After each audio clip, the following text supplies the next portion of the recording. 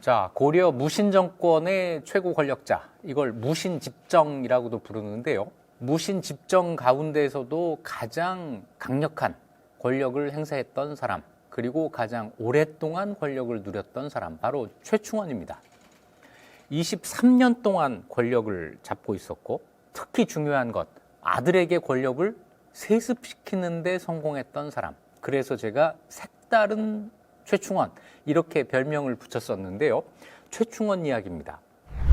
1196년 장군 최충원이 이의민을 살해했다라고 하는 데에서 최충원의 권력 장악이 시작됩니다. 그때 나이가 48살이에요. 그 다음 해에 국왕 명종을 폐위하고 새로운 국왕 신종을 옹립합니다.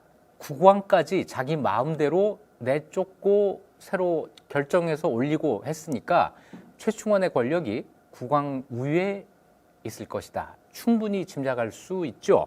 같은 해에 동생을 죽입니다.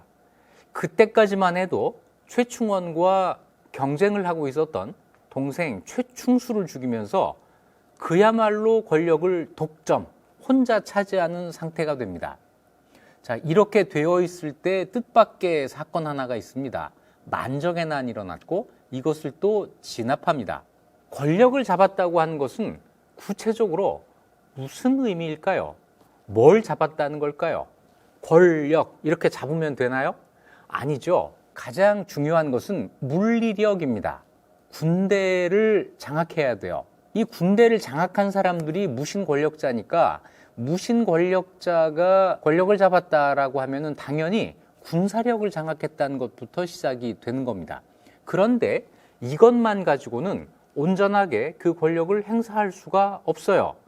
모든 일을 군인들 시켜서 강제로 막 무기를 들이대면서 총구를 들이대면서 할 수 있는 건 아니란 말이에요. 일상적으로 권력을 행사할 수 있는 무언가가 있어야 합니다. 그 무언가, 관료 조직이에요. 공무원들을 지휘할 수 있어야 됩니다. 공무원들은 뭘 가지고 지휘하죠? 네, 바로 인사권입니다. 군사력과 인사권, 이 두 가지를 장악하게 되면 자기 마음대로 정치를 할 수 있다, 이렇게 표현할 수 있고 그걸 권력을 잡았다 라고 이야기를 하는 거죠. 물론 여기에 더해서 그 나라의 돈줄, 재정을 장악하는 게 뒤따라 와야 되지만 요거는 군사력과 관료 조직 장악하면 당연히 되는 일이니까, 자, 우선순위가 군사력, 두 번째 관료 조직, 세 번째 돈을 거두고 쓸 수 있는 권한, 재정권을 갖게 되면 권력을 잡았다. 자, 이렇게 이야기할 수 있겠죠. 최충원은 최충수 동생을 제거한 다음에 이 관료 조직을 어떻게 장악할까, 인사권을 어떻게 행사할까, 이 생각을 합니다. 그래서 관직을 요구해요. 왕한테 나한테 이런 관직을 주세요. 어떤 관직이냐면 병부상서 지2부사. 이건 뭐냐면 병부의 상서이면서 2부의 지사라고 하는 뜻입니다. 자, 이것이 갖는 의미가 어떤 것인지 설명을 해드리겠습니다. 지금은 국가의 여러 가지 일을 장관들이 나누어서 하게 되죠. 여러 개의 부가 설치되어 있습니다.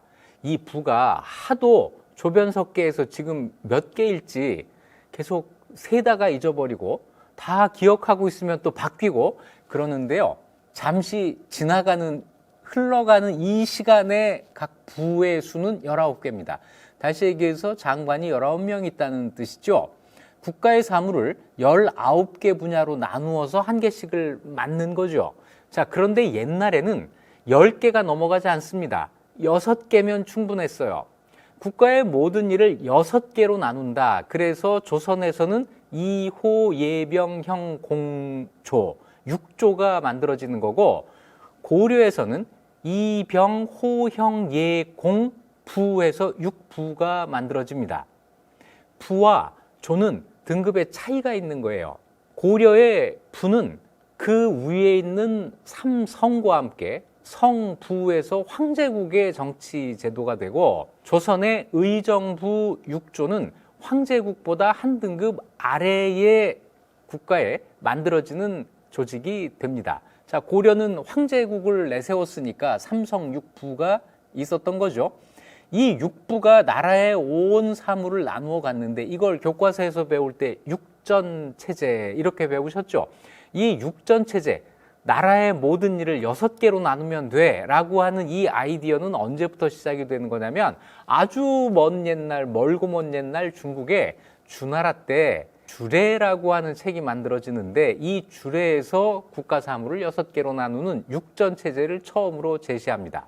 저 대학원 다닐 때 주례연구라는 이런 주제로 그 강의를 들은 적이 있어요. 그래서 참고 논문들 이런 것들을 전부 모아서 그때는 이렇게 복사하고 재본하고 하는 게 유행이었으니까 다 복사 재본하고 표지가 허전하잖아요. 그래서 거기 주례연구방법론이라고 하는 제목을 딱 써놨습니다.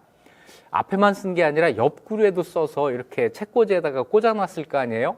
누가 그 책을 보더니 아니 벌써부터 주례 쓸 생각 있어? 뭐 이런 얘기를 하더라고요. 아니 그 주례가 아니라니까요. 이 주례에서부터 시작된 육전체제가 중국에서는 수나라, 당나라 때 정치 제도로 정착을 하게 됩니다.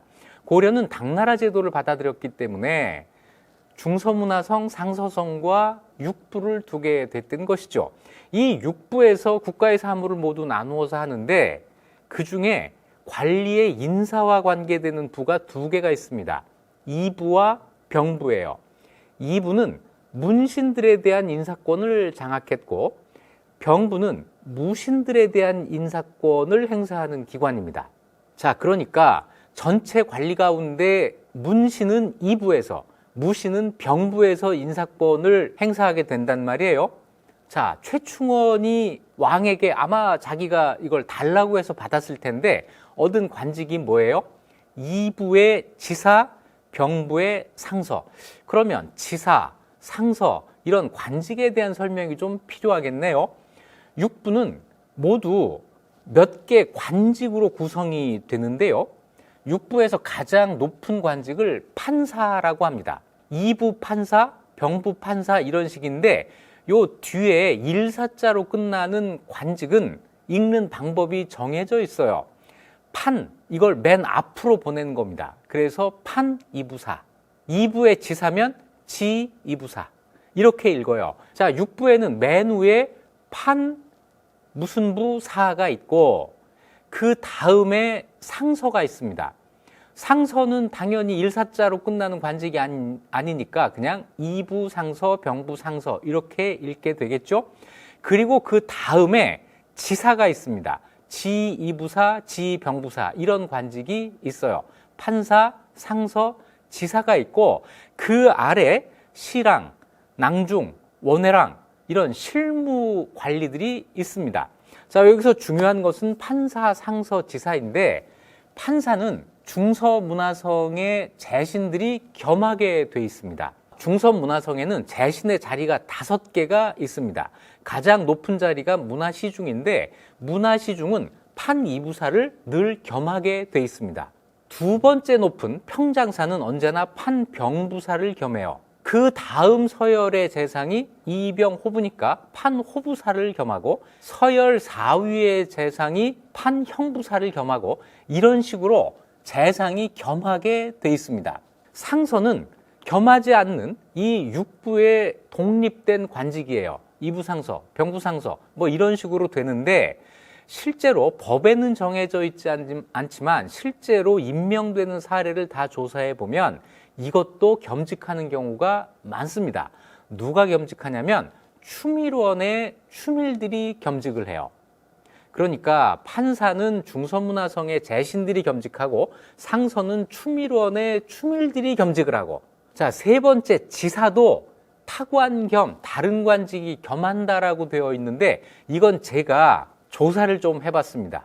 고려시대 지사에 임명된 사례를 다 뽑아가지고 어떤 관직을 가진 사람이 이 지사를 겸하는지를 조사를 해봤는데 이거 조사하는데 몇 년 걸렸어요. 그랬겠죠. 자료 찾고 분석하고 시간 많이 걸렸는데 제가 조사한 결과에 따르면 추밀원에 승선들이 이걸 겸하게 돼 있습니다. 추밀원은 추밀이라고 해가지고 높은 관직이 있고 아랫단에는 조선의 승지와 같은 승선들이 있는데 이 승선들이 육부의 지사를 겸하게 돼 있었다는 거죠. 자, 그러면 한번 그림을 그려볼까요? 2부에서 관리 인사를 놓고 회의를 해요. 그러면 제일 윗자리에 누가 앉아요? 문화시중이 판 2부사의 자격으로 앉아 있습니다. 그 다음 자리엔 누가 앉느냐면 추밀원의 추밀이 2부 상서의 자격으로 앉아요. 그 다음에 누가 앉느냐면 승선 가운데 가장 높은 승선이, 이걸 이제 지주사라고 하는데, 이 사람이 지2부사의 자격으로 앉아요. 그리고 그 아래쪽에 2부시랑 2부 낭중, 2부 원회랑이 실무자가 돼서 앉아 있는 거죠. 여기에서 관리들의 인사를 담당하게 되면 누구 목소리가 더 크게 들릴까요? 당연히 판사, 상서, 지사. 이 세 사람의 목소리가 크게 나게 되겠죠. 자, 이렇게 되다 보니까 판 2부사를 통해서 중서문화성 재상들의 생각이 관리 인사에 반영이 되고, 2부 상서를 통해서 추밀원 추밀들의 의사가 반영이 되고, 지사를 통해서 국왕의 의사가 반영이 될 수 있는 이런 절묘한 합의의 구조를 가지고 있었던 거예요. 자, 그런데 최충원이, 최고 권력자가, 군사력을 다 갖고 있는 사람이 2부에 지사로 앉아 있는 겁니다. 최충원이 이 자리로 옮겨야겠어요. 그러면 그걸 누가 반대하겠어요? 그러니까 관리 인사를 논의하는 회의 자리에 최충원이 자격을 가지고 참석을 하는 겁니다. 이러면서 그 자리에서 문신 관리들에 대한 인사를 자기 마음대로 할 수가 있었고, 병부에서 무신들의 인사를 담당할 때는 병부 상서의 자격으로 그 자리에 앉아서 무신들의 인사를 마음대로 할 수 있는 거죠. 2부 회의에서는 넘버 3, 병부 회의에서는 넘버 2지만 그 위에 있는 사람들이 최충원의 주장을 감히 거역하지 못했을 테니까 최충원 혼자서 2부와 병부에서 문신과 무신의 인사를 자기 마음대로 할 수 있는 이런 제도적 장치가 마련이 된 거죠. 이 관직을 얻은 다음에 최충원이 굉장히 분주하게 일을 합니다. 아침에는 병부에서 무신들의 인사를, 낮에는 2부로 가서 문신들의 인사를 자기가 직접 담당을 합니다. 군대는 원래 자기 거니까 그냥 둬도 되고, 문무신의 관리는 아침 저녁으로 왔다 갔다 하면서, 그래서 나쁜 짓을 하려고 해도 부지런해야 됩니다. 게으른 사람은 이거 하래도 못해요. 최충원이 이 방법이 그렇게 좋지 않은데 라는 생각을 하게 됐겠죠. 너무 바빠요. 하루에 2군데를 출근한다는 게 쉬운 일이겠어요? 게다가 또 한 가지 문제가 있습니다. 최충원이 해가 갈수록 관리로서의 등급이 올라가잖아요. 그러니까 어느 순간이 되면 병부 상서나 지2부사의 관직을 갖고 있기에는 최충원의 지위가 더 높아진 거예요. 이거 언젠간 이 관직을 내놔야 되는데 출근하기도 싫고, 그래서 생각해낸 게 뭐냐면 관리를 자기 집으로 부릅니다. 자기가 관청에 출퇴근하는 게 아니고 인사를 담당하는 관리를 우리 집으로 와라 해서 이 집에서 나란 일을 한 거예요. 이래서 완전히 사가니까 사적으로 관리들의 인사를 장악을 합니다. 그런데 일을 이렇게 아랫사람들 시켜보니까 마음에 드는 사람도 있고 안 드는 사람도 있단 말이에요. 어떤 사람은 시키면 시키는 대로 다 하는 사람도 있는데, 어떤 사람은 그거 좀 곤란한데요, 그거 안 되는 일이에요, 그 사람 자격 없어요, 이렇게 말대답하는 사람이 간혹 있을 거 아니에요. 그러니까 그 사람들 다 빼고 나니까 마음에 드는 사람이 그렇게 많았겠습니까? 여기서 노관이라고 하는 사람이 딱 눈에 띈 거예요. 일도 잘하고, 일을 못하면 이런 신복으로도 못 써요. 일도 잘하고 말도 잘 듣고, 이 사람을 딱 찍어가지고 2부 원회랑이라고 하는 낮은 관직을 줘요. 그 사람의 지위에 맞는 관직이겠죠. 이걸 줘놓고 매일 자기 집으로 오게 합니다. 그래서 여기에서 노관과 함께 인사를 처리하는데, 노관은 2부 원회랑이니까 병부에서 하는 무관 인사, 무신들에 대한 인사는 하면 안 되잖아요. 그런 거 없이 그냥 시킵니다. 그래서 문무관의 인사를 여기서 집에서 다 한 다음에 써서 왕한테 보내요. 그러면 왕은 보고 그냥 결재만 하고, 왕이 고개만 끄덕였다는 거예요. 그래, 이렇게 하지. 그리고는 이제 판이부사와 판병부사의 결재는 필요하니까 그쪽으로 보내면 판이부사와 판병부사는 그냥 검열만 할 뿐이었다. 알았어요 하면서 그냥 이걸 다 받아들였다는 거죠. 이렇게 되니까 사람들이 관직 하나 얻으려면, 또 하나 더 좋은 보직을 얻으려면 어떻게 해야겠어요? 노관한테 뇌물을 주기 시작합니다. 이 노관이라는 사람 어떤 사람이냐면 최충원의 외친이라고 되어 있으니까 어머니 쪽 친척이에요. 어머니 쪽 친척인데 시정에서 일어났다. 이건 뭐냐면 원래 관리를 하던 사람이 아니고 시정에서 일어났다는 거는 시장에서 일을 했다. 시정 잡배였다. 뭐 이런 그 의미거든요. 이런 식으로 이제 있던 사람이 갑자기 최충원의 그 눈에 들어서 관리들의 인사를 담당하게 된 거예요. 그 성격은 교활하고 간사했다. 글쎄, 저는 요 말만은 좀 믿기 어려운데요. 그 사람 살았을 때 교활하고 간사했는지 알 방법이 있을까요? 나중에 보니까 이 교활하고 간사했으니까 그런 일을 했지. 이래서 이거 써놓은 거 아닌가 하고, 그래서 이건 반만 믿기로 하고, 최충원이 총애하여 몇 해 만에 2부 낭중으로 갑자기 승진시킵니다. 원래 2부 원외왕이었던 사람을 2부 낭중으로 한 등급 올린 거예요. 자, 이 사람에게 줄 서면 인사, 이거 만사형통이야. 그래서 인사를 청탁하는 수레가 폭주했다. 노관한테 뇌물을 주는데 손으로 들고 오는 이런 정도가 아니에요. 수레에 싣고 오는 뇌물을 노관이 받은 겁니다. 가세가 날로 성했고 노관의 친척들도 모두 높은 관직에 오르고 그들 또한 공공연히 뇌물을 받았다. 나한테 뇌물 주면 이거 내가 우리 저 친척 노관한테 부탁을 해줄게. 그러면 노관이 그 최충원한테 얘기해서 좋은 관직 줄 거야. 이랬다는 거예요. 타락한 시대에는 이런 사람들이 득세합니다. 노관의 말로요. 최충원이 뭐 죽은 다음에 최충원 아들 최우와 최향 사이에 권력 투쟁이 일어나는데 이때 최향 편에 줄 섰다가 최우에 의해서 제거됩니다. 한 가지 정리를 하고 넘어갈까요? 최충원의 인사권 장악 어떻게 이루어졌나? 적어도 이부와 병부의 인사권을 완전히 무시하지는 않았다. 어떻게 하면 내가 이부에 가서 병부에 가서 또는 이부의 관리를 우리 집으로 오게 해서 인사를 한 거예요. 그러니까 이부와 병부를 완전히 무시한 건 아니죠. 최충원 단계까지는 그랬습니다. 그 이전의 무신들은 어떻게 했죠? 이부, 병부 이런 거 무시합니다. 이런 절차 무시하고 자기가 직접 왕한테 가서 이런 관직 누구한테 주세요. 이런 식으로 했다면 최충원은 기존에 있던 이 제도를 부분적으로 이용한 거예요. 이 점에서 최충원이 그 이전의 무신 권력자들과 조금 다른 면이 있습니다. 제도를 이용할 줄 알았다. 그것이 최충원이 다른 사람들보다 더 오래 권력을 유지할 수 있는 비결 중에 하나였을 거예요. 아주 막가지 않았다. 뭐 이렇게 표현할 수도 있겠습니다. 하지만 역시 중요한 것은 군대예요. 군대를 어떻게 장악하느냐 하는 건데 처음에는 무신 집정들끼리 서로 죽고 죽이고 하는 일이 이때까지 계속됐잖아요. 자기를 보호하기 위해서 군대를 동원해서 자기를 호위하게 합니다. 그래서 최충원이 어디를 갈 때마다 군사들이 호위하게 했어요. 시간이 좀 지나면서 자기가 권력을 마음대로 하잖아요. 이러면서 이러다가 내가 언제 당할지도 몰라. 최충원은 이런 조심을 한 거예요. 자기 마음대로 하면서 내가 이렇게 마음대로 하다가 언제 뜻밖의 변고가 있을 수도 있어. 이걸 내가 미리 막아야지. 그래서 문무 관리나 한량 군졸 가운데에서 힘이 센 사람들을 모아요.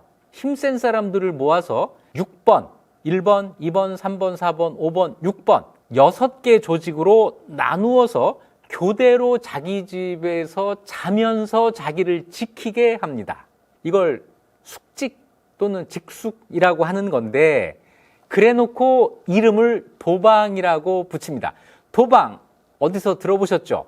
경대승이 권력을 잡았을 때 무신들이 경대승을 죽여버리겠어 이러고 나서니까 경대승이 자기 신변을 보호하기 위해서 결사대 100수십 명을 자기 집에 먹고 자게 하면서 여기에 대비했다. 이거 도방이라고 한다고 한번 설명을 했죠. 그때 경대승은 긴 베개와 큰 이불을 만들어서 이 사람들과 같이 잠을 자면서 동지회를 키워요.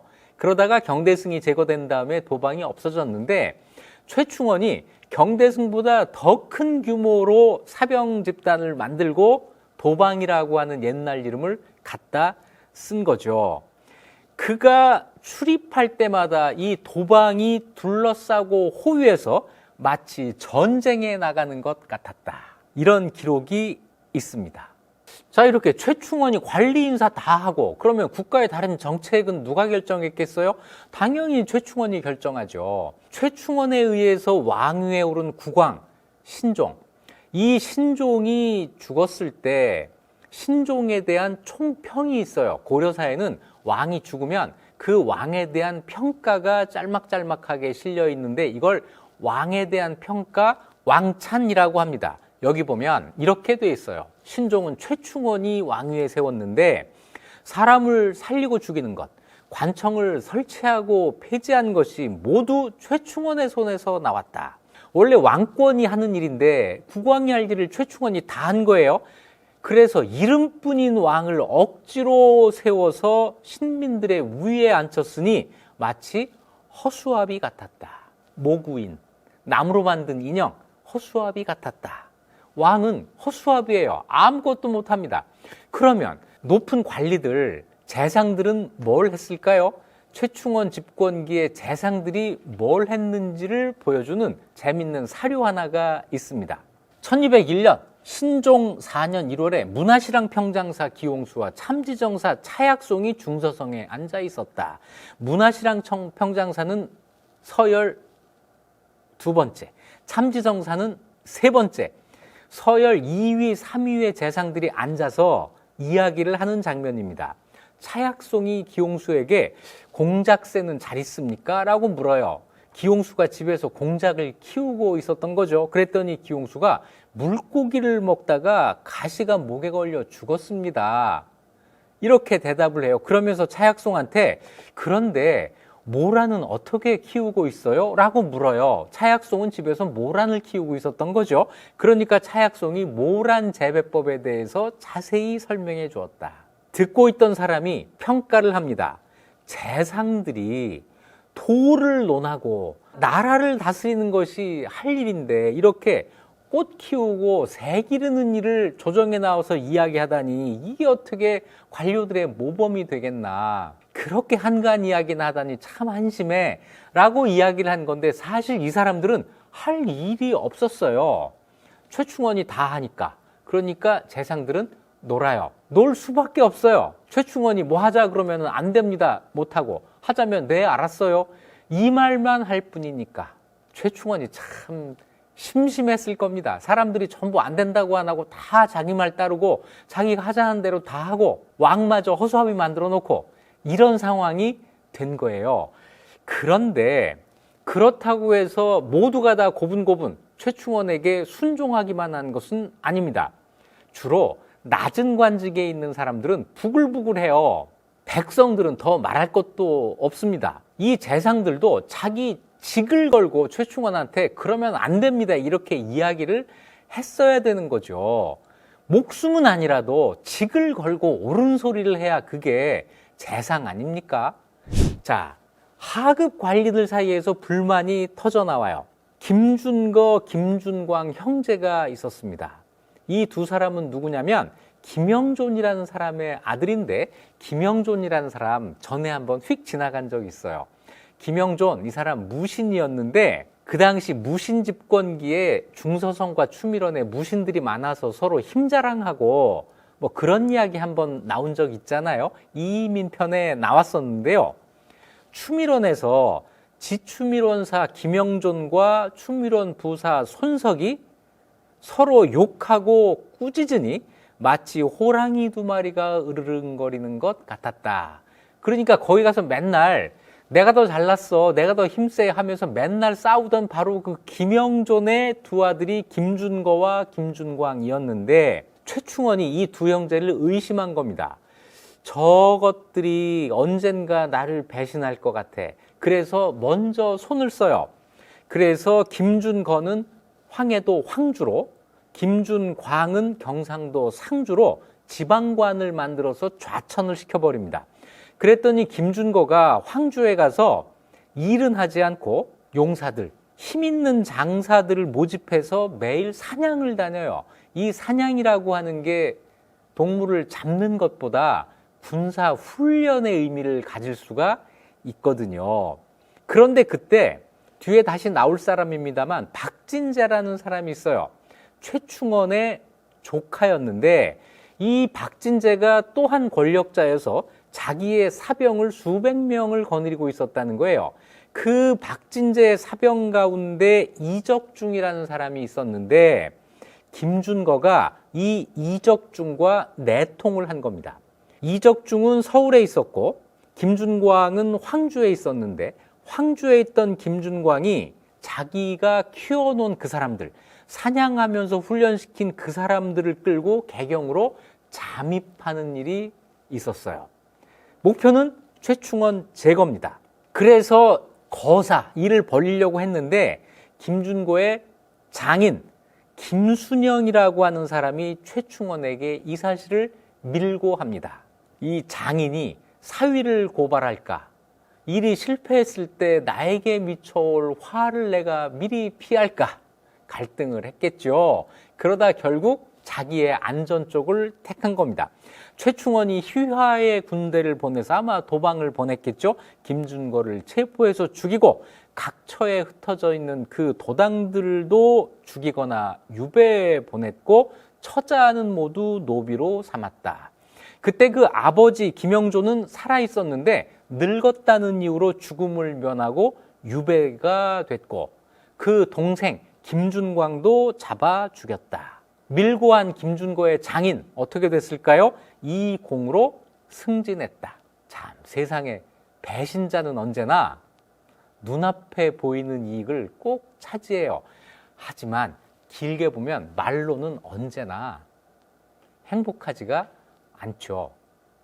그런데 김순영의 말로는 확인을 못했습니다. 확인 못했으니까 이 배신자 지금이라도 한마디 하고 넘어가도록 하죠. 밀란도 일어납니다.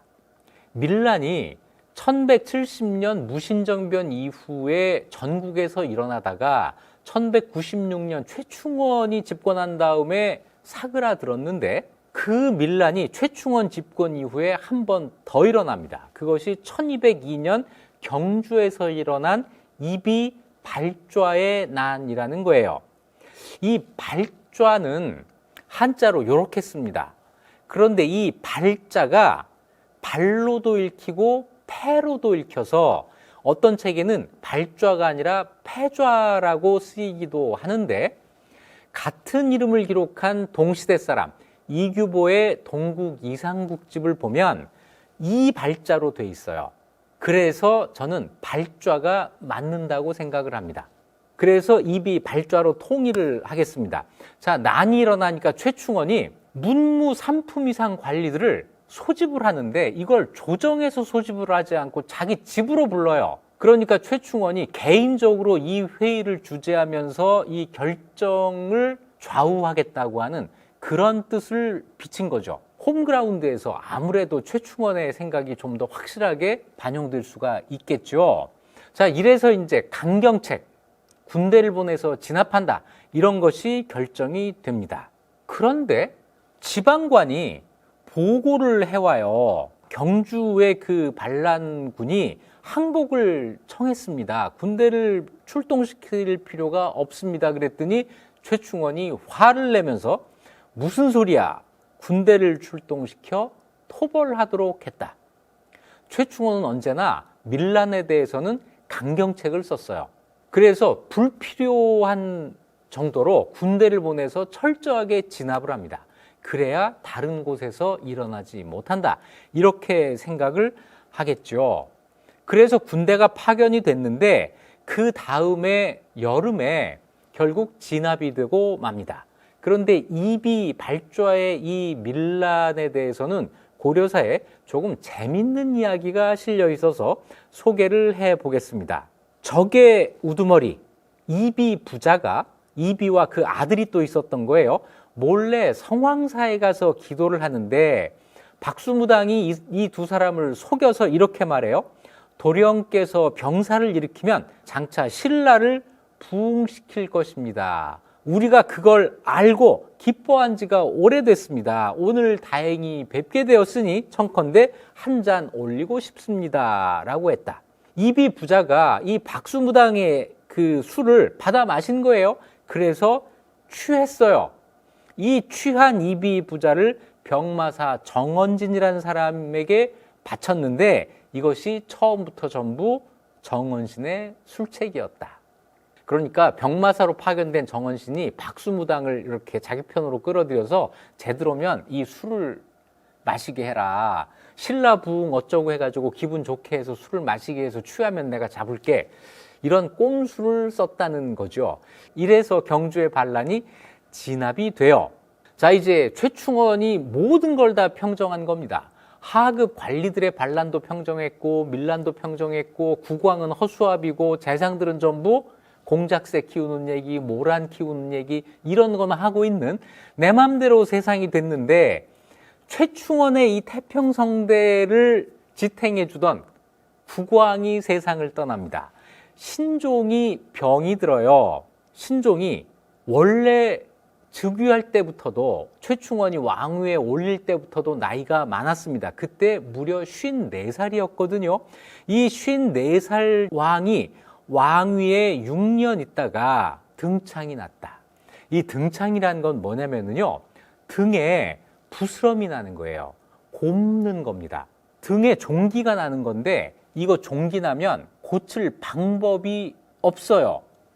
페니실린이 발견된 다음에는 이 곪는다고 하는 게 별 병이 아니에요. 그렇게 위험한 병이 아닌데 그 이전에는 종기가 나면 곪으면 이걸 치료할 방법이 없어요. 된장 바르는 정도밖에는 못합니다. 그래서 조선의 국왕 가운데 중요한 순간에 등창, 종기 때문에 세상을 떠나는 경우가 많고 이 죽음이 너무나 허무하게 느껴지기 때문에 요즘 우리는 암살당한 거야. 이렇게 생각을 하지만 절대로 그렇지 않습니다. 이 종기는 절대로 소울이 다룰 수 있는 문제가 아니에요. 신종이 이 등에 부스럼이 나서 아마 열이 나고 통증도 대단히 심하고 했을 겁니다. 1204년 1월 3일, 요 날짜도 중요합니다. 최충원이 병문안을 와요. 그러니까 왕이 과인이 그저 왕족에 머물다가 왕이 된 것은 오로지 공 덕분이요. 내 나이도 많은데다가 병이 오랫동안 낫지 않아 정사를 볼 수 없으니 태자에게 선위하고자 하오. 왕위를 물려주고자 한다. 이렇게 얘기를 합니다. 그랬더니 최충원이 대답하기를 주상께서 잘 조섭하시기를 바랄 뿐 선위하겠다는 명은 따를 수 없습니다. 이렇게 이야기를 해요. 이거는 의례 그냥 하는 사양 아니되옵니다 예요. 하고는 물러납니다. 1월 4일 그 다음 날 최충원이 총재 최선과 평장사 기홍수 이 사람이 넘버1, 넘버2 관리죠. 이 두 사람을 자기 집으로 불러서 선위의 일을 의논했다. 왕한테는 그러지 마세요 해놓고 바로 그 다음 날 관리들을 불러서 선위를 어떻게 할까 이거 의논을 한 거예요. 1월 5일 날 그 다음 날입니다. 최충원이 다시 병문안을 했더니 왕이 선위에 대해서 말을 하는데 그 뜻이 매우 간곡했다. 최충원이 태자한테 가서 이 말을 했더니 아버지가 당신께 왕위를 물려주고자 합니다. 그랬더니 태자가 눈물을 흘리며 사양했다. 이때는 눈물이 안 나도 울어야 돼요. 안 된다. 싫다. 꼭 이래야 되는 겁니다. 그렇게 안 하면 못된 놈이라는 얘기를 듣게 되거든요. 그랬더니 최충원이 태자에게 부왕의 명을 굳이 사양해서는 안 됩니다. 받아라. 받아야 돼. 이렇게 이야기를 한 거예요. 이런 과정을 거쳐서 신종이 왕위를 아들에게 넘기고 아들이 왕이 됐는데 이 아들이 희종이고 이때 나이가 24살이었어요. 왕이 부축을 받고 일어나 최충원에게 오늘 짐이 바라는 바가 모두 이루어졌으니 병도 차차 나을 듯하오. 경은 짐의 부자에게 공덕이 작지가 않은데 보답할 길이 없구려 라면서 눈물을 흘렸다. 옛날 사람들은 필요할 때 꼭 눈물을 흘려요. 옛날 왕들은 태자도 눈물을 흘리면서 사양하고 이 신종도 최충원이 밉지 않았겠어요? 그런데도 눈물을 흘렸다. 이렇게 마무리가 됩니다.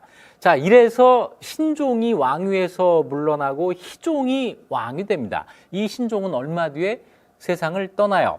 희종은 왕이 된 다음에 모든 것을 최충원에게 특별 대우로 보답을 합니다. 관직도 높여주고 늘 최충원을 공이라든지 경이라든지 이렇게 부르지를 않고 뭐라고 불렀느냐? 은문상국이라고 불렀다고 해요. 은문이라고 하는 거는 나를 관직에 나아가게 해준 사람에게 고맙다고 붙이는 이름입니다. 과거에 급제한 사람이 과거에서 나를 뽑아준 사람을 은문이라고 하는 거예요. 나를 뽑아줬기 때문에 내가 관직에 오를 수 있게 된 거잖아요. 왕이 나를 왕위에 나아가게 해줬다고 해서 최충원한테 은문이라고 부르고 상국이라고 하는 것은 재상의 다른 말입니다. 그러니까 은문상국, 은문재상, 고마운 사람, 내 이 은혜를 어찌 갚을까? 평소에 계속 그런 식으로 대우를 한 거예요. 그야말로 최충원이 국왕 위에 올라앉게 된 겁니다. 왕이 은문이라고 부르니까 관직에 상관없이 최충원이 왕보다 더하게 행동을 하는데 최충원은 궁궐을 출입할 때마다 평복을 입고 집에서 입고 있던 옷을 그냥 입고 궁궐을 갔다는 거예요. 요즘 말로 하면 삼선 추리닝 이런 거 입고 슬리퍼 끌면서 궁궐 간 겁니다. 시종하는 문객, 사병이 거의 3,000명이 되었다. 최충원 집에서 궁궐까지 최충원이 행차를 하면 3,000명이 호위를 한 겁니다. 이 정도면 조선 후기의 정조의 수원 화성행 그건 안 부럽지 않을 거려. 국군의 날 퍼레이드를 맨날 한 거예요. 이거 우리 대통령 출퇴근 이거는 비교도 되질 않습니다.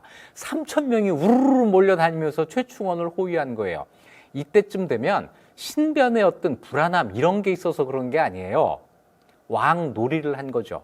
자기가 왕처럼 행세를 한 겁니다. 그리고 정치의 대소사를 전부 최충원의 한마디로 다 결정을 해버려요. 이런 일이 한 번 있었습니다. 여거라고 하는 거는 통역관이라는 뜻이에요. 통역관 내전 숭반 관직에 있었던 우광유라는 사람을 권지 한문지우로 임명하는 일이 한 번이 있었습니다. 그런데 이 통역관으로 내전 숭반으로 있는 요 관직은 동반, 서반, 문반, 무반과는 전혀 관계없는 남반 관직이에요. 하급 관직이고 이건 칠품까지만 승진할 수 있습니다.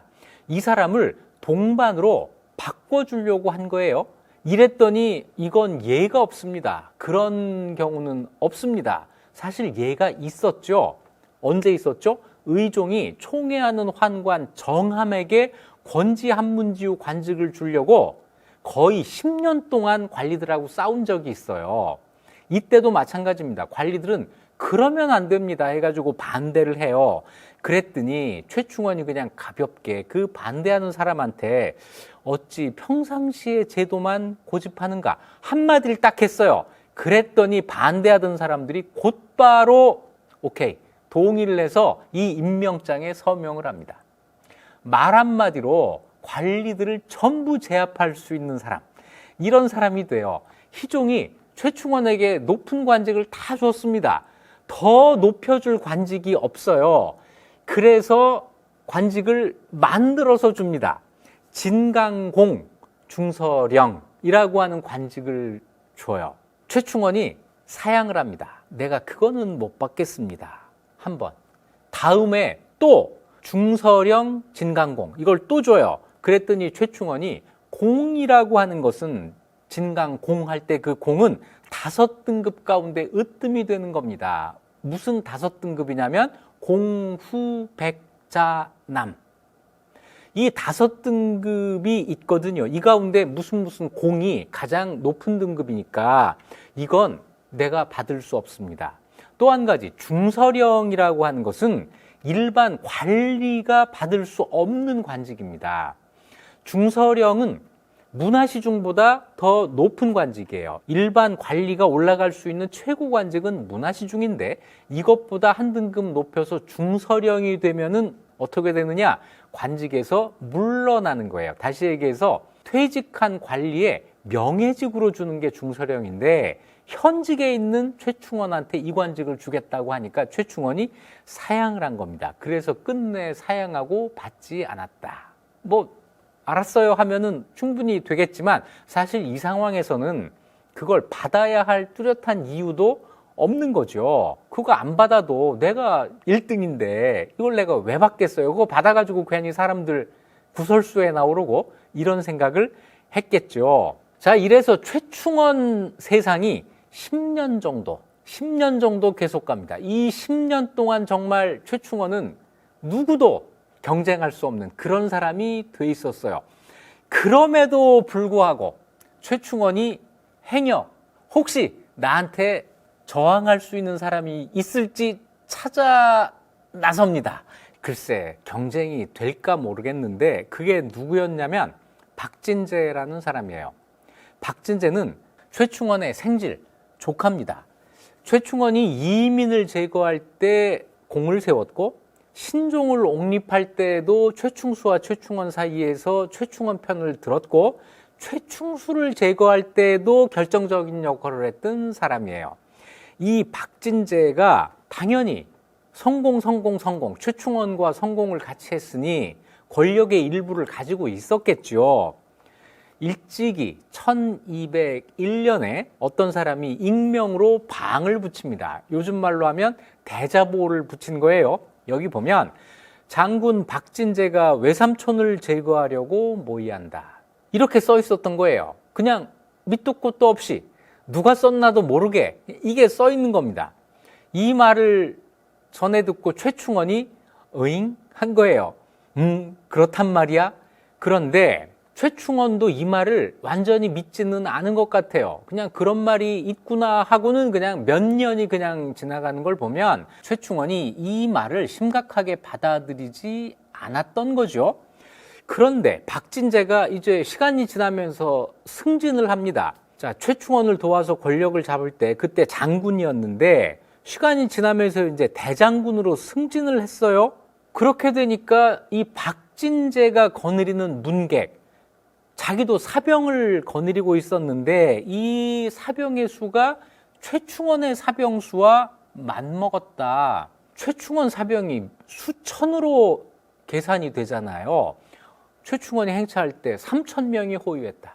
박진재가 그런 사병을 거느린 거예요. 모두 용감하고 날쌔다. 그런데 이 박진재가 자기 문객 중에 관직에 임명된 사람이 적은 것을 원망하고 불평했다. 왜 삼촌네 이 문객은 관직을 주면서 내 문객한테는 관직을 안 주는 거야? 이거는 생각하기에 따라 다르죠. 야, 그게 같냐? 이렇게 이야기하면 한 번에 무너질 이야기인데 어쨌거나 박진재는 그런 불평을 했다는 거예요. 그래서 술을 마시면 최충원의 단점을 이야기했다. 이래서 정치하는 사람은 술 마시면 안 됩니다. 술 먹고 실수를 해서 큰일을 그르치는 경우가 있는 거예요. 술 마시고 자기 삼촌 험담하고 최충원이 없으면 나 혼자 권력을 잡을 수 있어. 이런 이야기도 하고 이거는 충분히 할 수 있는 생각 아니에요? 이렇게 생각하는 것까지는 괜찮았는데 이 생각이 행동으로 옮겨지는 게 문제였어요. 최충원을 없애려고 해서 외삼촌이 임금을 없앨 생각을 품고 있다는 헛소문을 퍼뜨렸다는 겁니다. 그런데 이건 이해가 되지 않는 얘기예요. 왜냐하면 박진재가 이런 소문을 퍼뜨릴 때가 1206년, 7년 이 무렵이거든요. 이 무렵은 희종이 최충원에게 완전히 엎드리고 있을 때예요. 최충원이 이 희종을 없앨 이유가 정말 1도 없는데 이때 최충원이 임금을 없앨 생각을 하고 있다는 헛소문을 퍼뜨린다? 이건 좀 상식에 맞지 않는 이야기입니다. 그냥 최충원이 웃어 넘겼어도 될 문제예요. 무슨 그런 소리를 해.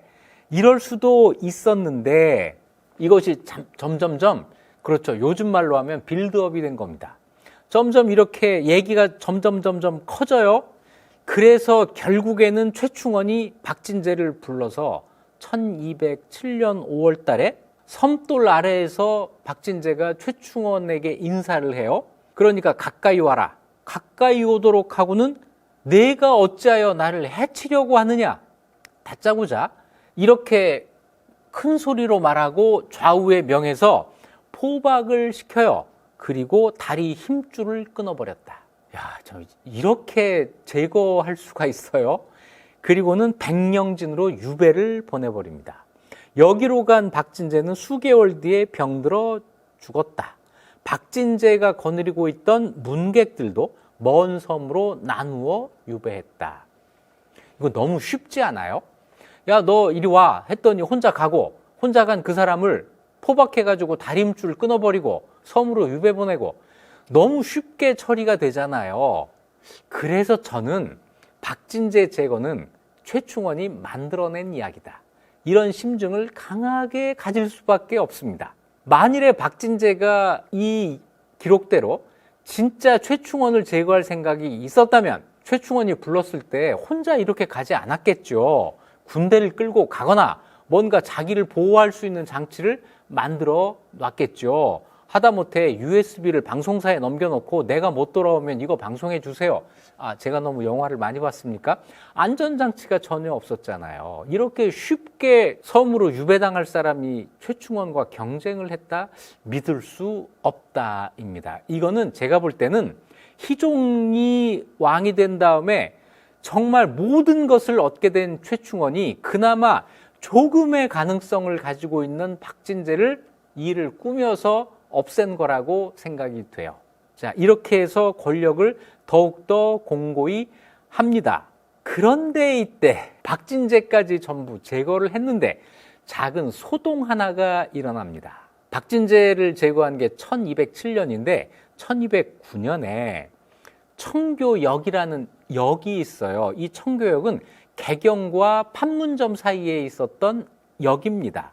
이 역에서 일을 하는 영리, 역의 향리라는 뜻이에요. 영리 세 사람이 최충원 부자를 죽일 것을 모의하고 거짓 공문을 만들어 여러 사찰의 스님들을 불러 모았다. 군대를 동원할 수 없으니까 스님들을 불러 모았다는 거예요. 이 공문이 우리가 최충원 부자를 죽일 테니 군대를 보내라, 뭐 이런 얘기겠죠. 이게 이제 각 절마다 쫙 갔는데 개경에 있던 귀법사 승려들이 이걸 보고 이거 뭐야 해가지고 최충원에게 고발을 했고, 최충원이 즉시 교정별감을 설치한 뒤에 도성문을 닫아 걸고 대대적으로 그 무리들을 색출했다라는 얘기가 있습니다. 중요한 건 청교역의 영리들이 최충원 부자를 죽이려고 했다고 한 사실이 얼마나 허망한 것이었나, 이게 아니고 이걸 진압하겠다고 교정별감이라는 걸 설치했다는 거예요. 교정별감이라고 할 때 별감은 뭐냐면 관직 이름입니다. 이 관직이 사용되는 관청은 도감이에요. 무슨 도감에 무슨 별감의 자리가 만들어지는 겁니다. 도감이라고 하는 것은 뭐 한 20, 30년 전 같으면 무슨 위원회, 올림픽 조직위원회, 올림픽을 준비하기 위해서 올림픽 조직위원회라는 거 만들잖아요. 그러면 올림픽이 끝나면 이 조직위원회는 어떻게 해요? 해산하는 거죠. 그러니까 새로운 관청이 필요해서 만드는데 새로 관리를 더 선발하는 게 아니라 위원회를 만들어 놓고 기존 관리들을 그쪽으로 차출해서 그 일을 보게 하고 일이 끝나면 해산하는 이런 조직을 우리는 전에는 위원회라고 했고 요새는 TF라고 합니다. 그것의 고려시대 이름이 도감이에요. 위원장을 별감이라고 합니다. 그러니까 교정 별감을 설치한 뒤 이건 기록이 잘못된 것 같고 교정 도감을 설치하고 최충원이 교정 별감이 되었다. 이것이 정확한 표현일 겁니다. 해서 이 반란을 진압하기 위해서 만들어진 교정 도감과 교정별감이라고 하는 관청 관직이 그 이후에 없어지지 않고 그대로 남았다는 거. 이게 중요해요. 그 뒤로 최충원이 어떤 정책을 결정하거나 자기가 하고 싶은 일을 실행하거나 하려고 했을 때 교정도감을 통했다라고 하는 거죠. 최충원이 권력을 자기 마음대로 휘두르면서 하고자 하는 바가 있으면 반드시 도감에서 나오도록 했다. 이때부터 최충원이 중서문화성, 상서성, 육부 같은 기존의 정치 기구를 이용했던 데에서 한 걸음 벗어나서 중요한 정책 결정을 교정도감을 통해서 하는 이런 새로운 단계로 진입하게 되는 거예요.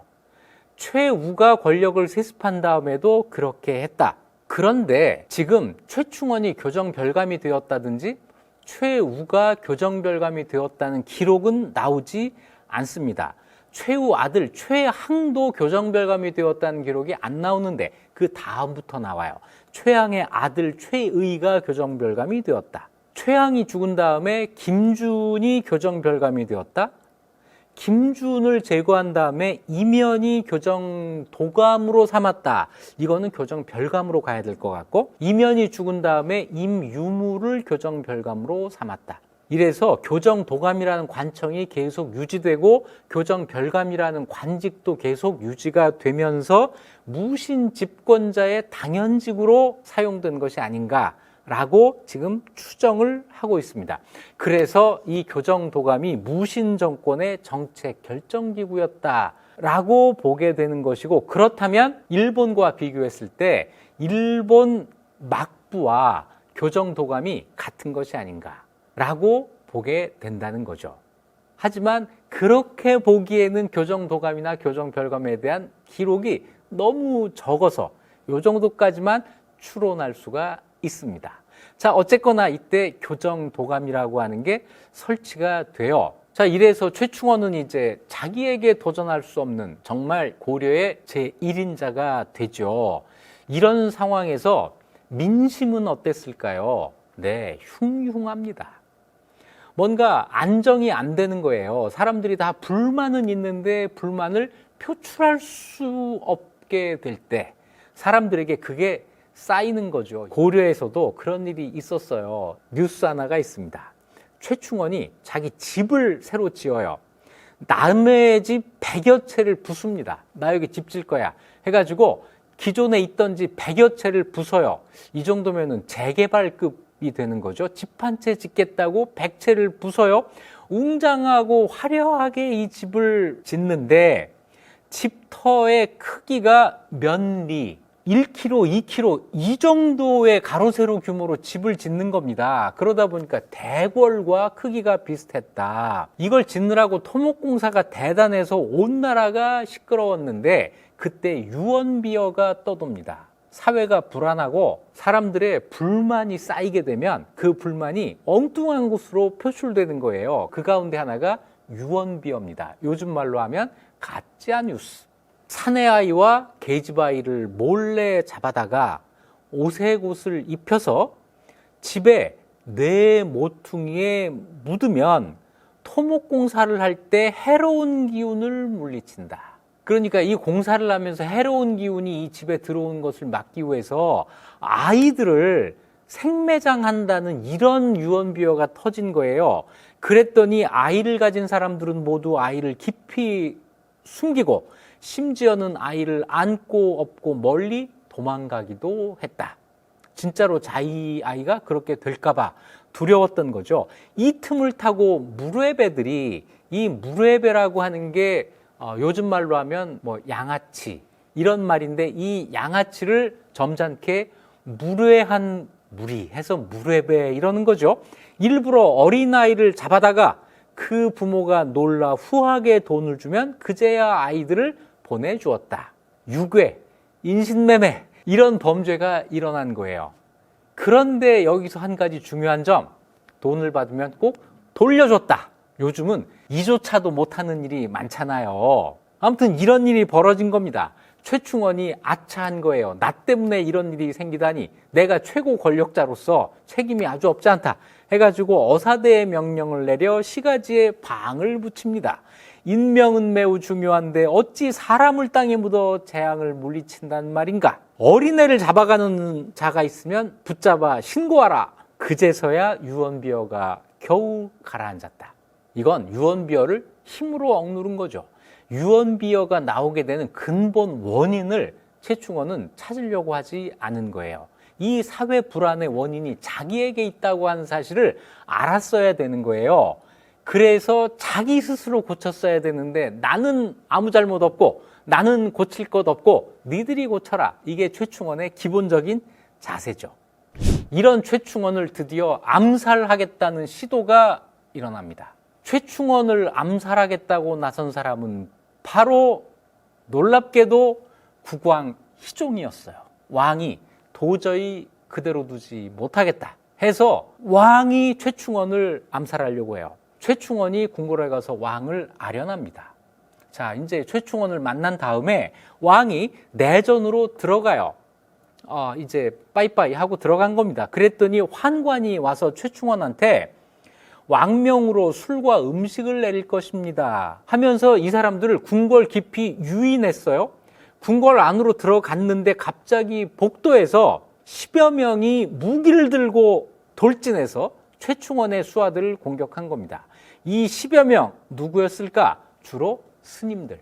그러니까 이때는 군인들 가운데에서는 누구도 최충원에게 반대하는 이 진영으로 끌어들일 수가 없었던 거예요. 최충원이 변란이 일어난 것을 알고 급히 왕한테 달려가 아뢰기를 저를 구해 주십시오. 임금께서 저를 구해 주십시오. 라고 했는데 왕이 그 말을 듣고 아무 말도 하지 않고 문을 닫고 들어오지 못하게 했다. 부수고 들어가면 안 되나요? 옛날 사람들은요, 문 부수고 이런 거 안 해요. 아무리 급해도 그렇게 모양 빠지는 일은 안 합니다. 최충원이 어쩔 도리가 없어서 지주사방의 문창지 사이에 숨었다. 이 지주사방이 뭐냐면 승선들이 머무는 곳. 이 승선은 국왕 근처에서 왕명을 받아 적어야 되기 때문에 그 근처에 거처할 곳이 있단 말이에요. 이 방에 들어가서 문창지 사이에 숨었어요. 어떤 스님이 수색을 왔는데 3번이나 수색을 했는데 찾지를 못했다. 이때 발각됐으면 최충원의 권력이 여기에서 끝나는 거죠. 그런데 숨는 데 성공한 겁니다. 이러고 있는데 김약진이라고 하는, 이 김약진 또 누구냐면 최충원을 도와서 이이민 제거하고 최충수 제거할 때 동원됐던 사람인데, 이 사람과 최후의 장인, 그러니까 최충원 아들의 장인이니까 최충원의 사돈이죠. 정숙첨이라는 사람이 그때 마침 중방에 있다가, 이 중방은 뭐냐면 고려의 상장군, 대장군들이 모여서 회의를 하는 곳인데 마침 이 사람들이 거기에 있었던 거예요. 이 소식을 듣고 즉시 궁궐로 뛰어들어가서 최충원을 데리고 나와요. 자, 그 안에 들어갔던, 최충원과 같이 들어갔던 최충원의 수하들이 이 승려들과 격투를 벌이는데 그 바깥에는 최충원의 도방이 이제 쭉 소식을 듣고 와서 궁궐 밖에 모여 있었어요. 그런데 이 안에서 일어난 일을 중계를 못하니까, 핸드폰 없으니까 어떤 일이 일어난지를 모르고 궁궐로 쳐들어가야 돼 말아야 돼 망설이고 있는데, 최충원을 따라 들어가서 그 궁궐 안에서 싸우고 있던 노영이라고 하는 사람이 궁궐 지붕에 올라가서 큰 소리로 공은 무사하시다 라고 소리쳐요. 그제서야 도방이 궁궐을 깨고 들어가서 승려들을 진압합니다. 이래서 암살 시도가 실패로 끝나요. 김약진이 최충원한테 저희가 군사를 이끌고 궁궐에 들어가 궁중 사람들을 모두 죽이고 임금도 죽이겠습니다 라고 하자, 최충원이 만일 그렇게 하면 나라는 장차 어찌 되겠는가, 후세 사람들 입에 오르내리는 것이 두려우니 너희는 경거망동하지 말라. 이래서 진정을 시켜요. 그 자리에서 희종을, 왕을 죽이는 이런 일을 막은 겁니다. 그래놓고 사람을 시켜서 그 궁궐 안에 있었던 환관을 체포해서 신문을 했더니 내시 왕준명이라는 사람이 주모자입니다. 이 내시는 우리가 알고 있는 그런 내시 환관이 아니고 국왕 주변에서 함께 거의 생활하다시피 하면서 왕과 뜻을 함께하는 그런 문신 관료예요. 이 사람이 주모자입니다. 그리고 몇 사람의 재상들이 여기에 관여되어 있습니다 라고 한 걸 밝혀내게 됩니다. 그래서 최충원이 왕을 폐위시켜서 강화도로 보냈다가 조금 뒤에 자연도, 지금 공항 있는 영종도로 옮기고 왕자들도 모두 뿔뿔이 인주, 인천, 교동도, 백령도로 추방을 해요. 이래서 희종이 왕위에서 쫓겨나게 되는데 그 당시 나이가 31살이었습니다.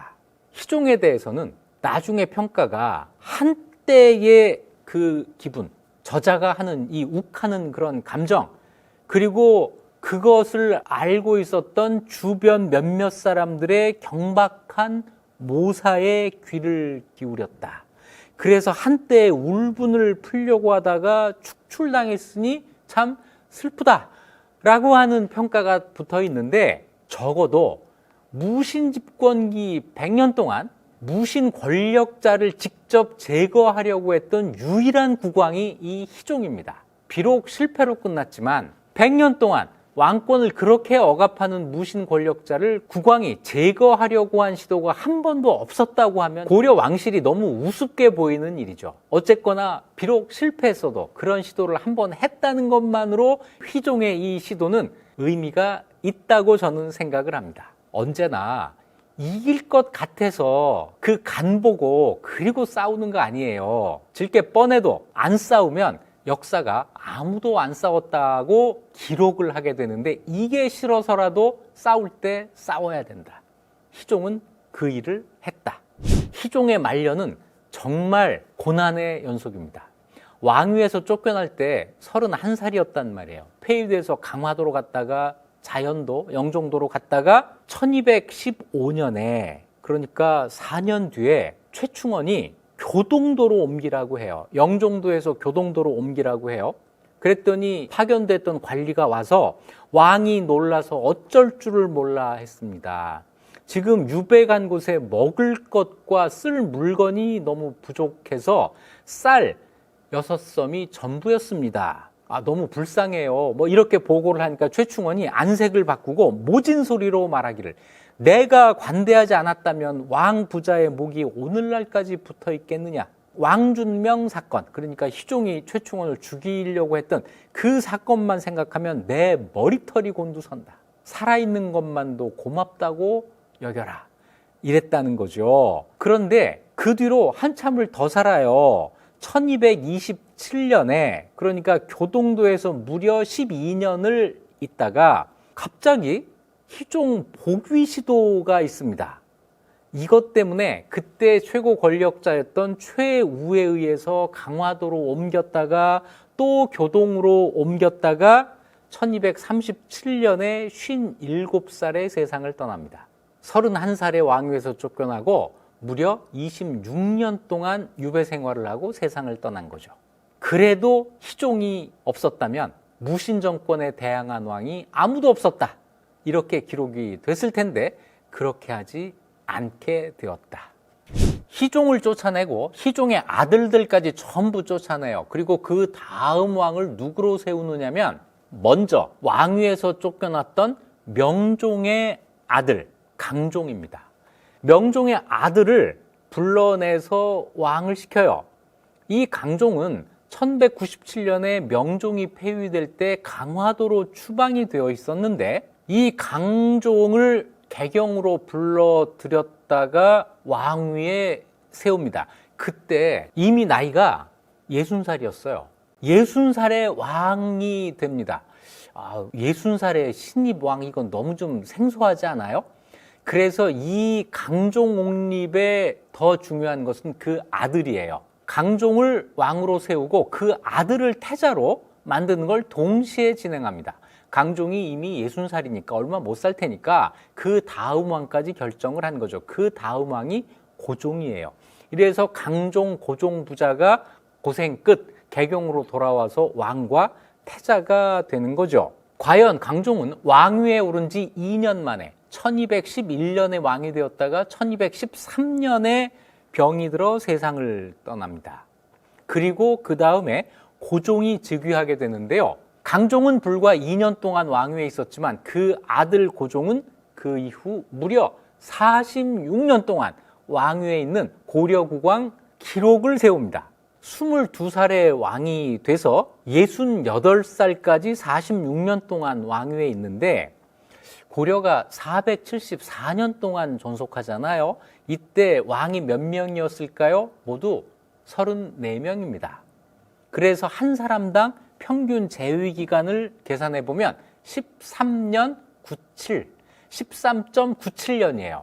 14년인데 고종이 46년이니까 평균을 훨씬 상회하는 거죠. 여기서 고려 국왕들 누가 오래 했나 한번 볼까요? 고종 46년, 문종 36년, 충렬왕 34년. 요 세 사람만 30년 이상이고 그 다음은 명종이 27년, 태조, 광종이 26년 뭐 그런 식으로 갑니다. 고종 가장 오랫동안 왕위에 있었다.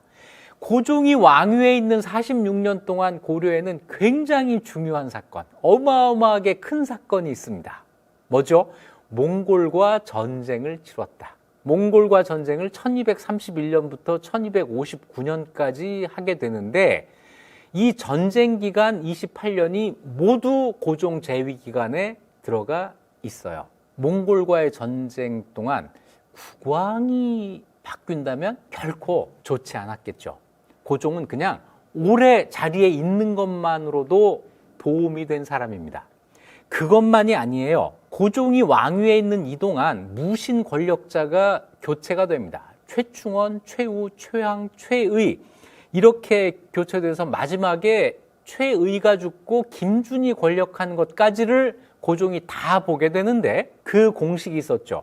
왕이 한 사람이고 무신 권력자가 여러 명일 때 이때 왕과 무신 권력자의 힘의 관계가 왕 쪽으로 쏠리게 된다. 반대로 무신 권력자는 한 사람인데 왕이 여러 번 교체될 때 이때는 둘 간의 권력 관계가 무신 권력자 쪽으로 쏠리게 된다.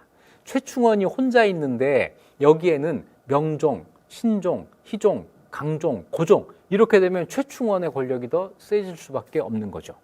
명종 혼자 있는데 이방, 이고, 정중부, 경대승, 이민, 최충원 이렇게 가게 되면 무신 권력자의 부족한 정당성을 국왕이 채워줘야 되기 때문에 국왕의 권위가 높아질 수가 있어요. 자, 이 공식을 고종에게 적용하면 어떻게 될까요? 고종은 한 사람이 있는데 최충원, 최우, 최황, 최의, 김준 이렇게 가니까 점점점 시간이 갈수록 고종의 지위가 높아지고 권위가 높아지고 하는 효과가 있었을 겁니다. 단순히 오래 살고 왕위에 오래 있었던 것만으로 왕이 누릴 수 있는 혜택이에요. 이게 고종에게 있었던 거죠. 여기서 잠깐 최충원의 결혼에 대해서 한번 알아보겠습니다. 최충원 결혼을 3번 해요. 결혼 3번 하는데 이 3번 한다는 것의 의미는 동시에 여러 부인을 거느린다라는 게 아닙니다. 고려는 일부 일처제 사회예요. 그렇기 때문에 부인이 여러 명 있는 것처럼 보여도 사별하거나 이혼하거나 한 상태에서 재혼을 하는 것이지 동시에 여러 부인과 함께 결혼 생활을 유지하는 게 아닙니다. 첩이 아니라는 거죠. 최충원은 처가 3명 있습니다. 송씨, 임씨, 왕씨 3명이 있는데 먼저 부인 송씨는 상장군 송청이라는 사람의 딸이에요. 이 결혼은 아마 최충원이 권력자가 되기 전의 결혼이었을 테니까 자기 집안과 거의 격이 맞는 이런 집안을 택해서 결혼을 했을 겁니다. 여기에서 태어난 첫째 아들이 다음 권력자가 되는 최우고 최향이라는 둘째 아들이 있었습니다. 임씨는 예부상서 임보라는 사람의 딸인데 이 결혼과 관련해서는 뭔가 연예가 중계 필에 이야기가 있습니다. 이 임씨는 본래 장군 손홍윤이라는 사람의 처였는데 1197년 최충원이 권력을 강화하는 과정에서 이 손홍윤을 죽였어요. 죽여놓고 그 처 임씨가 예쁘다는 말을 듣고 자기 처로 삼았다. 그러니까 이 임씨는 자기 남편을 죽인 사람과 재혼을 하게 된 거죠. 여기에서 최성이라는 아들을 낳습니다. 세 번째 부인은 왕씨인데 이 왕씨는 왕실의 피가 흐르는 사람이었어요. 강종의 서녀였습니다. 강종이 왕이 된 다음에 결혼을 했을 테니까 상당히 늦은 나이에 결혼을 했을 거예요. 강종의 서녀라고 하는 것은 이건 왜 들어가냐면 강종의 부인, 정식 왕후와의 사이에서 태어난 공주가 아니라는 뜻이에요. 그랬기 때문에 고려의 공주들이 전부 종칠과 종례혼을 하는 전통에서 벗어나지 않은 거라고 아직은 볼 수 있습니다. 그리고 여기에서 최구라고 하는 아들 하나가 태어나요. 그래서 부인이 3명이고 아들이 4명인데 이 아들들의 결혼에서 특이한 점이 발견됩니다. 첫째 부인과 사이에서 나온 둘째 아들 최향이 고려의 종실 수춘후 왕항의 딸과 결혼을 합니다. 왕실 여성과 결혼한 거예요. 이것도 흔한 일이 아니에요. 왕실 여성과 결혼한다. 고려시대는 이건 굉장히 드문 일입니다. 그런데 더 드문 일은 임씨와 사이에서 태어난 최성이에요. 이 최성이 희종의 딸 덕창궁주와 결혼합니다. 정식 공주와 결혼을 한 거예요. 고려 왕실에서 공주는 100% 종례혼, 왕실 사람들과 결혼을 하는데 유일하게 왕실 남성이 아닌 사람과 결혼한 것이 이 사례입니다. 최충원의 아들. 유일한 사례.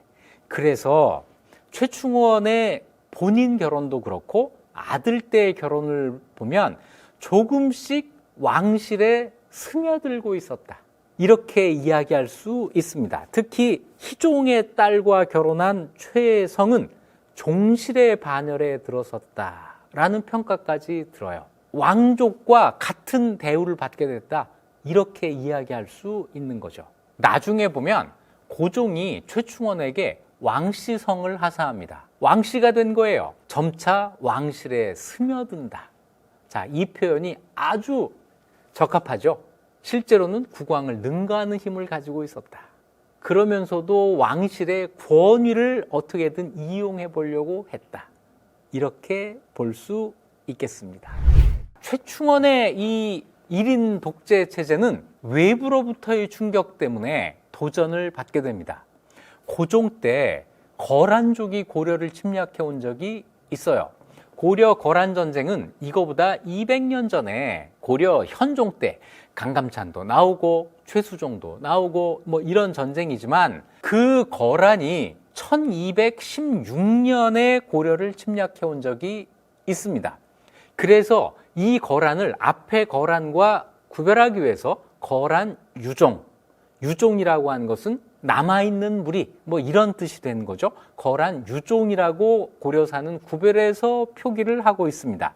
1216년 8월 14일 거란 유종 수만, 기록에 따라서는 9만 명이 고려를 침략했다. 이런 기록이 있는데 이 사정은 제가 고려-몽골 전쟁편에서 설명을 한 적이 있습니다. 1200년대 들어서 몽골족이 갑자기 부상해요. 태무진이 일어나서 몽골 부족 통일하고 징기스칸으로 즉위하고 이렇게 나라를 세우면서 그 아래에 있었던 금나라를 공격합니다. 그랬더니 금나라의 지배를 100년 정도 받고 있었던 그 안에 거란족이 이건 기회다라고 해가지고 몽골의 힘을 끌어들여서 우리가 금을 공격하자 이러고 나서게 됩니다. 여기에서 야율유가라고 하는 거란 지도자가 몽골 칭기스칸과 손을 잡고 반금 독립을 하려고 해요. 그런데 이 거란족의 독립 세력 가운데 내분이 일어나서 일부가 몽골과 손을 잡는 것에 반대를 합니다. 우리가 독자적으로 하자 뭐 이런 생각을 했을지도 모르겠어요. 이랬다가 이 사람들이 야율유가까지는 어떻게 이길 수가 있었는데 그 뒤에 있었던 징기스칸의 몽골군의 공격을 받게 됩니다. 그러니까 도망을 가요.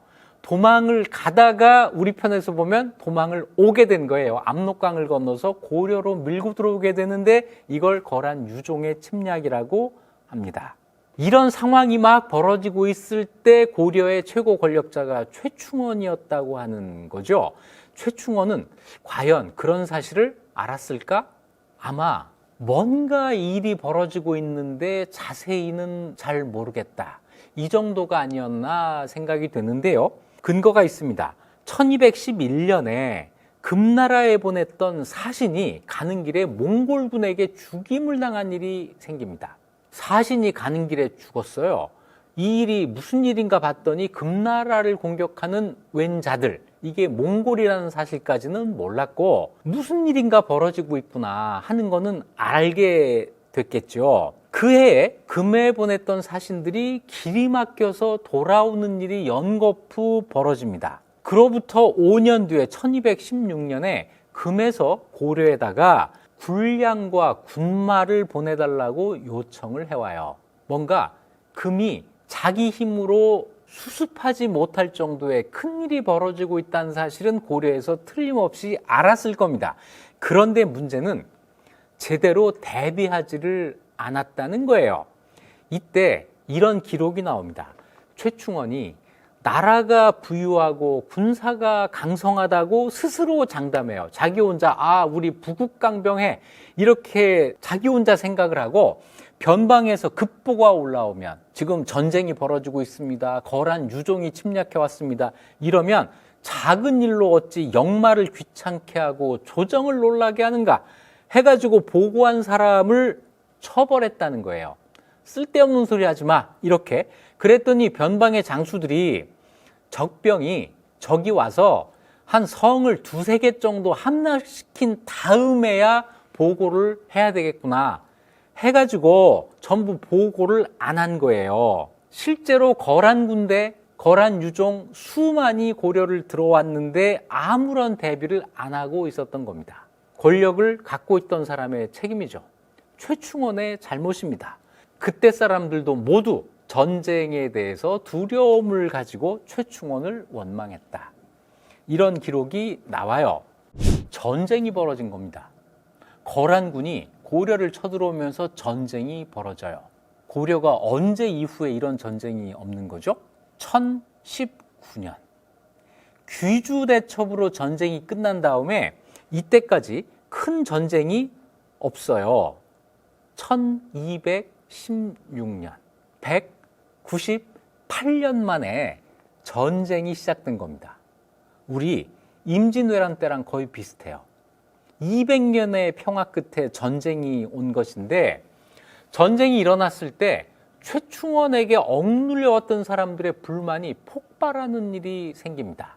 평안도 쪽에서 이런 일이 있었는데 양수척이라고 하는 사람들이 있어요. 양수척은 뭐 하는 사람들이냐면 이 버드나무 줄기 가지고 그릇 만들어서 파는 사람들, 이걸로 생계를 꾸리는 사람들입니다. 이걸 버드를 유자 써서 유기라고도 하고 우리말로는 고리라고 하는데 이거 만들어서 팔기도 하고 때로는 사냥을 하기도 하고 이런 사람들이에요. 사냥을 하든 이 버드나무로 고리를 만들든 간에 전부 정착 생활을 하지 않고 떠돌이 생활을 한다는 건데 고려 시대에는 떠돌이 생활을 하면 무조건 신분이 하층입니다. 자, 이런 사람들이 평안도 지역에 살고 있었는데 옛날에 이의민 전성시대에 그 맏아들이 이지영이라는 사람이 있었잖아요. 이지영이 평안도 지역을 지키는 장군으로 나갔다가 그 지역 양수척들을 불러 모아요. 그리고 이렇게 말을 합니다. 너희들은 부역이 없으니 정착 생활을 하지 않으니까 이 사람들은 국가에 세금도 안 냈단 말이에요. 이런 세금도 안 내니 내 기생 자운선에게 예속시키겠다. 니들이 만든 물건 전부 내 기생 자운선한테 갖다 바쳐. 이런 거예요. 이건 말이나 됩니까? 그런데 이민 집권 시대니까 이게 말이 됐던 거예요. 그래서 이 양수척의 이름을 등록해가지고 이 사람들한테서 그 사람들이 만든 물건을 계속 징발을 한 겁니다. 아니 그럼 이 양수척들은 도대체 뭐예요? 자유로운 영혼들인데, 다시 얘기해서 고려판 히피인데 다니면서 다 우리 가난하게 살아도 좋아, 자유롭게 살 거야, 이런 사람들 전부 명단 적어놓고 저 그릇 만들어서 내게 하고 이렇게 된 거죠. 그런데 힘이 있는 사람이, 권력자가 그러니까 어쩌겠어요? 입이 이만큼 나와서 어쩔 수 없이 그런 거죠. 그런데 이지영이 죽었어요. 이민이 죽으면서 이지영도 죽었잖아요. 이 사람들이 이제 해방이야, 다시 자유야 라고 하고 있는데 갑자기 최충원이 딱 나타나가지고 계속해, 이런 거예요. 뭘 계속해요? 최충원이 자운선을 자기 첩으로 만듭니다. 이지영의 첩이었던 자운선을 자기 첩으로 만들어 놓고 자운선에게 보내던 거 그대로 다 보내게 한 거예요. 오히려 더 심하게 했다. 이래서 양수척들의 나왔던 입이 더 나왔는데 원망하던 차에 거란군이 오니까 빨리 항복을 하고 얼른 항복을 하고 길잡이가 되었다. 그래서 거란군이 고려 산천의 주요 지형, 도로 사정, 이걸 훤히 알게 되었다라는 겁니다. 자, 이러다가 양수척들이 자기들도 이건 아니지 해가지고 익명서를 붙여요. 이게 이제 최충원에게 보내는 편지 같은 거죠. 우리는 기생 집안의 침탈을 견딜 수가 없어서 거란군에 투항하고 길잡이가 된 것이다. 조정에서 이 기생과 순천사 주지를 죽여준다면 창을 거꾸로 돌려 나라를 도울 것이다. 최충원이 이 말을 듣고 기생 자운선을 고향으로 쫓아보내고 순천사 주지는 왜 나왔을까?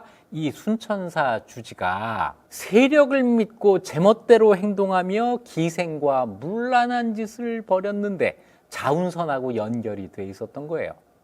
최충원이 이러이러한다라는 이 말을 듣고 도망가 버렸다.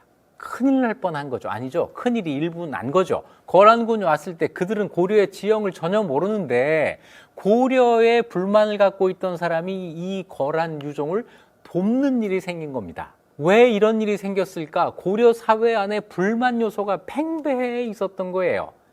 이것이 밀란의 형태로 폭발하지 않은 것은 최충원이 힘으로 누르고 있었기 때문에 그런 것일 뿐이지 불만이 없어진 것은 아니다.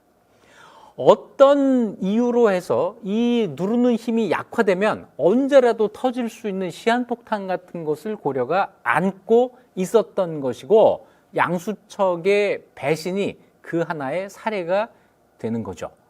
자, 거란군과 전쟁을 벌입니다. 거란 유종과 전쟁을 하는데 최충원이 거란을 막기보다 자기를 지키는 데 더 힘을 써요. 정권 안보하고 국가 안보는 엄밀하게 반드시 같은 것은 아니다라는 겁니다. 정권 유지에 힘쓴다. 거란을 막는데 날쌔고 용감한 군사는 전부 최충원의 문객인 반면 관군은 다 약골이라 쓸모가 없었다.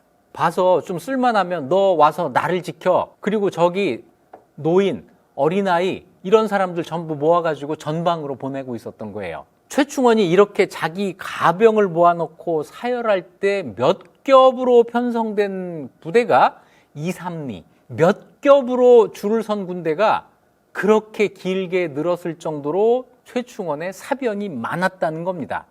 최충원의 사병들은 자기 창 자루에 은병을 서너 개씩 매달고 사람들에게 이걸 과시하면서 야, 부러우면 너도 사병해, 이렇게 군대를 모집했는데 은병은요, 은으로 만든 화폐예요. 이게 너무 고액권이라서 제대로 쓰이지 않았다라고 얘기가 될 정도의 이건 비싼 물건입니다. 그러니까 지금으로 치면은 5만 원권 100개 뭉치 뭐 이런 걸 몇 개 주렁주렁 창끝에 달고 다니면서 너 이거 부러우면 사병에 와, 이랬다는 거예요. 간혹 사병 중에도 군인이 있을 거 아니에요. 나 군인인데 나가서 싸워야지. 그래서 내가 관군을 따라가서 전방에 가서 거란과 싸우겠다는 사람이 있으면 섬으로 유배 보냈다. 사병들이 나가서 싸우겠다는 말을 못하고 최충원에게 충성해라. 이걸 계속 요구를 한 겁니다. 거란과 전투를 벌이는 중에 거란군인 2명을 사로잡아서 개경으로 보내왔어요. 그랬더니 이 거란군이 이야기하기를 우리가 이달 금음에 개경을 공격할 거다. 정보를 누설한 거예요. 개경을 공격한대. 그랬더니 최충원이 이번에는 시가지에서 훈련을 실시합니다. 개경 방어 훈련 이런 걸 실시하는데 최충원 부자는 군대 수만 명으로 신변을 호위했고 최우는 선임문 밖에서 군세를 과시했다. 자기만 지키려고 한 겁니다. 군세를 과시하는 거는 거란 보라고 하는 게 아니에요. 고려 사람들 보라고 하는 거죠.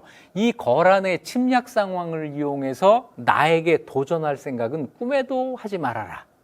이걸 지금 이야기하고 있는 거죠. 최충원은 두 개의 전쟁을 치르고 있는 겁니다. 먼 곳에서 거란 유종과의 전쟁을 하나 치르고 있고, 가까이에서는 이런 전쟁의 혼란을 틈타서 자기에게 반대할 사람들을 미리 막고 있었던 거죠. 그런데 진짜 반란이 일어납니다. 거란과 전쟁을 벌이고 있는 중에 개경에서 반란이 일어나는데 1217년 상황입니다. 거란군이 도성까지 접근을 해와요. 그래서 모든 관리들에게 성을 지키도록 명령을 했는데 개경에 있는 흥왕사를 비롯한 몇 개 주요 사찰의 승려들까지도 전부 종군을 시킵니다. 징발을 한 거예요. 그랬더니 종군한 승려들이 최충원을 죽이자 이렇게 모의를 한 겁니다.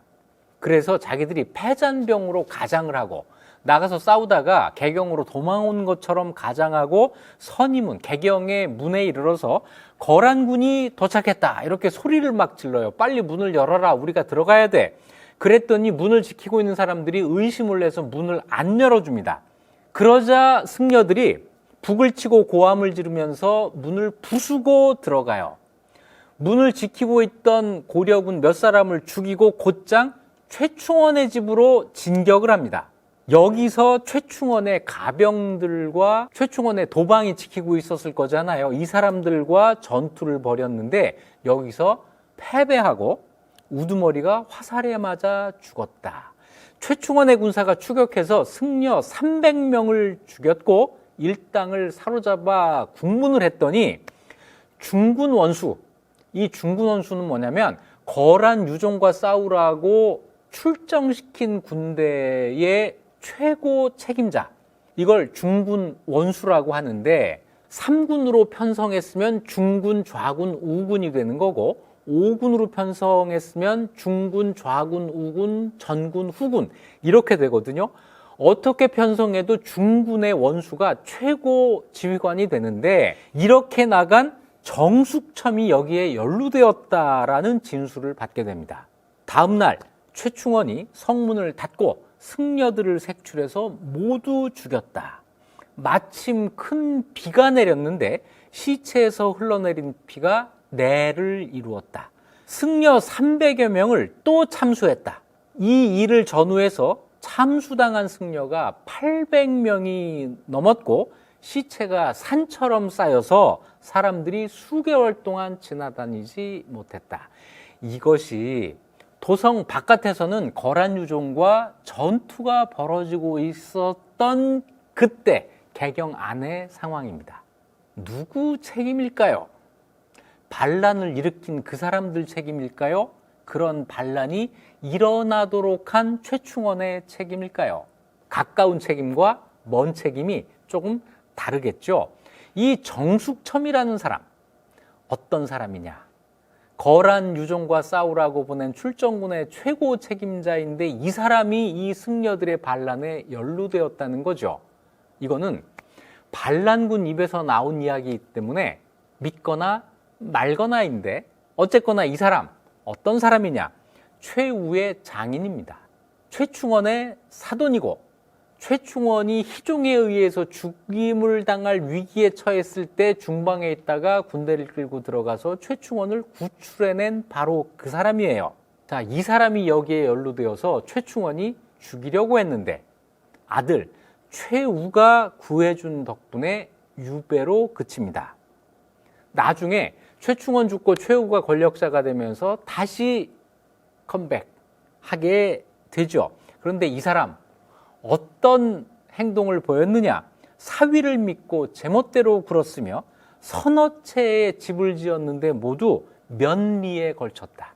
이 또한 사방 몇 킬로미터에 달하는 집을 몇 채를 짓고 있었던 거예요. 왜? 권력을 잡으면 큰 집을 구하려고 하죠. 몸집이 커지나요? 자, 원수로 있을 때에도 군졸들에게 뇌물을 받고 방면해 주었다. 이런 거예요. 원수님, 저는 나가서 싸우기 싫어요. 그러면 맨입으로 뇌물 주면 고향으로 돌려보내줬다는 겁니다. 이렇게 만들어진 군대가 이게 군기가 잡히겠어요? 제대로 싸움을 할 수 있겠어요? 자, 이런 상황, 능력 없는 사람이 권력에 줄대서 높은 자리에 앉아있을 때 생기는 일반적인 현상입니다. 그런 상황에서 바깥으로부터 충격을 받으면 망해요. 망합니다. 권력을 사사로이 행사했을 때 최악의 결과는 멸망이다. 최충원도 거기에 못지 않았어요. 관리 인사를 하는데 인사권 누가 갖고 있죠? 최충원이 가지고 있습니다. 관리 인사는 6월하고 12월 두 번 크게 합니다. 그중에 12월 인사가 정규 인사예요. 그래서 이것을 고려시대 말로 도목정이라고 합니다. 도목정을 연말에 하게 되어 있었는데 전쟁이 일어나니까 사람들이 너무 여유가 없어요. 어떤 여유가 없냐면 뇌물을 바칠 시간적인 여유가 없는 겁니다. 그랬더니 최충원은 어떤 여유가 없어져요? 뇌물을 받을 여유가 없어지는 거죠. 그러니까 잘못하면 뇌물 하나도 못 받고 인사를 해야 되는 상황이 된 거예요. 그래서 최충원이 결단을 내립니다. 올해 도목정은 해를 넘겨서 한다. 뇌물 줄 시간을 확보하고 뇌물 받을 시간을 확보하기 위해서 12월에 할 인사를 뒤로 미룬 거예요. 자, 이렇게 하면서 뇌물을 많이 낸 사람은 너는 전공을 세웠어 해가지고 관직을 줘요. 실제로 전투에서 공을 세운 사람도 뇌물을 바치지 않으면 관직을 안 줬습니다. 자, 이러니 불만이 있겠어요? 없겠어요? 실제로 전쟁터에서 목숨 걸고 싸워서 공을 이뤘는데, 공을 세웠는데 뇌물 안 주어서 그 공에 합당하는 관직을 못 얻게 된 사람들은 어떻게 생각했을까요? 당연히 이게 나라냐, 이게 네 거냐, 당연히 불만이 있었겠죠. 자, 그런 불만을 뒤로 하고 최충원은 아무 일도 없었던 것처럼 계속 뇌물로 돈을 받고, 마침 1218년 거란 유종과의 전투가 한참 절정에 달했을 때 최충원의 나이가 70살이 됩니다. 70살이 되면 어떤 일이 벌어지느냐? 정년퇴직을 해야 돼요.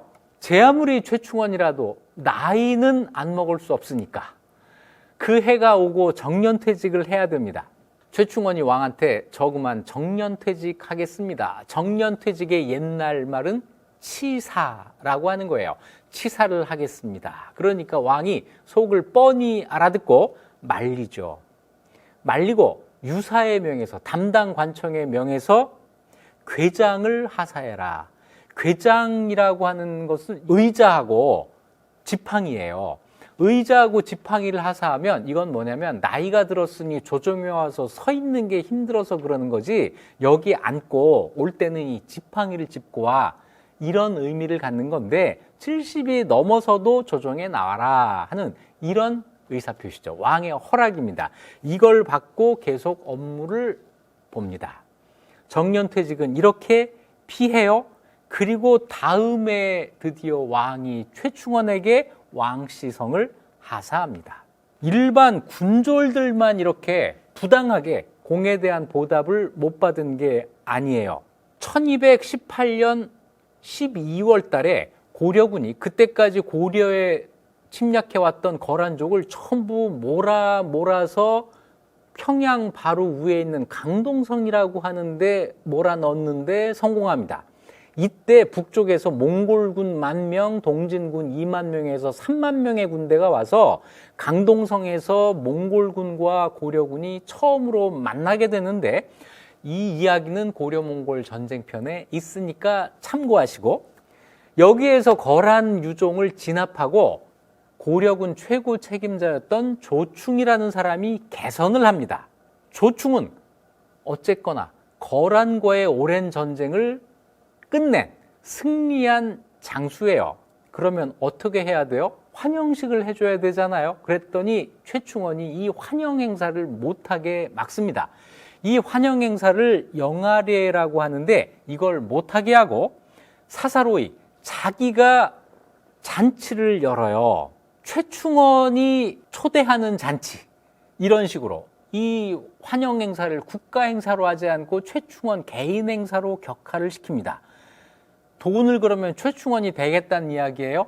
네, 최충원이 되는데 어떻게 될까요? 내 돈, 내 지갑에 있는 돈? 아닙니다. 모든 관리들에게 야, 돈 내.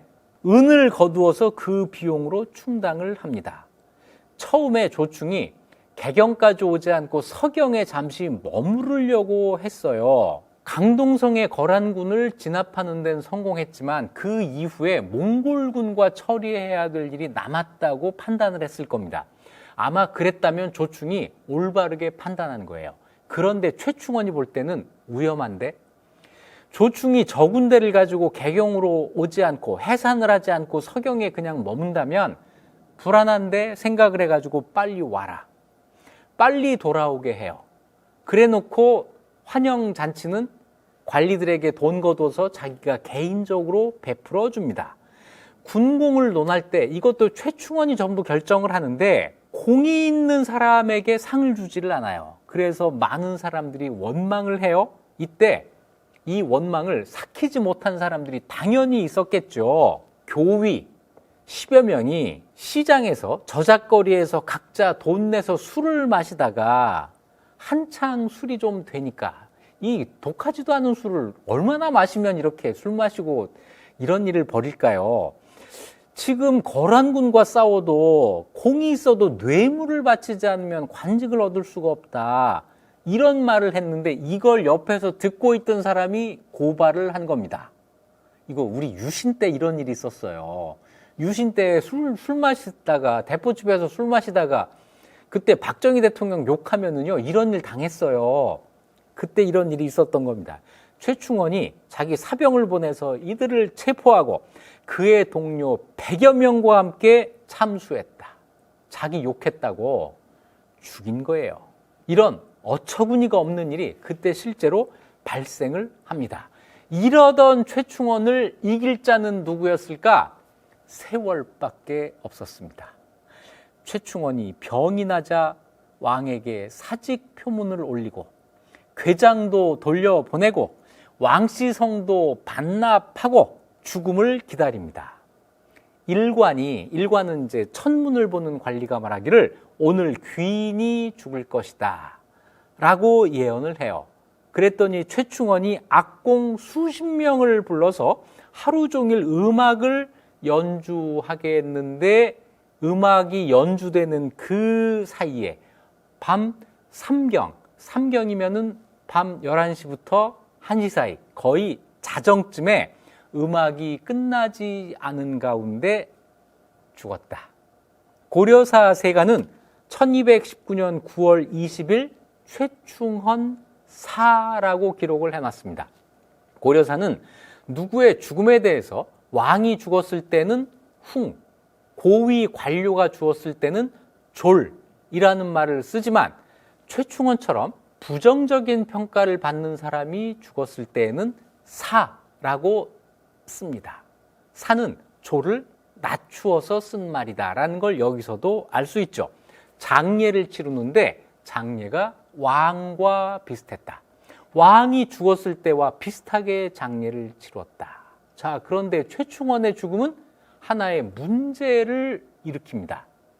최충원이 죽은 다음에 그 권력은 어떻게 될 것인가? 왕이 죽으면 왕의 지위와 권한은 제도적으로 세습되게 돼 있어요. 태자가 이미 정해져 있어서 이 태자가 권력을 물려받게 돼 있죠. 하지만 최충원은 개인입니다. 이 개인이 아무리 권력이 컸다 하더라도 죽었을 때 그 권력이 어떻게 될 것인가 하는 것에 대해서는 아무런 제도가 만들어져 있지를 않아요. 무주공산이 되는 거죠. 그러면 누가 이 권력을 차지할 것인가? 최충원 이후에 권력 투쟁이 흥미진진하게 펼쳐집니다. 지금까지 이익 주는 역사 이익주였습니다.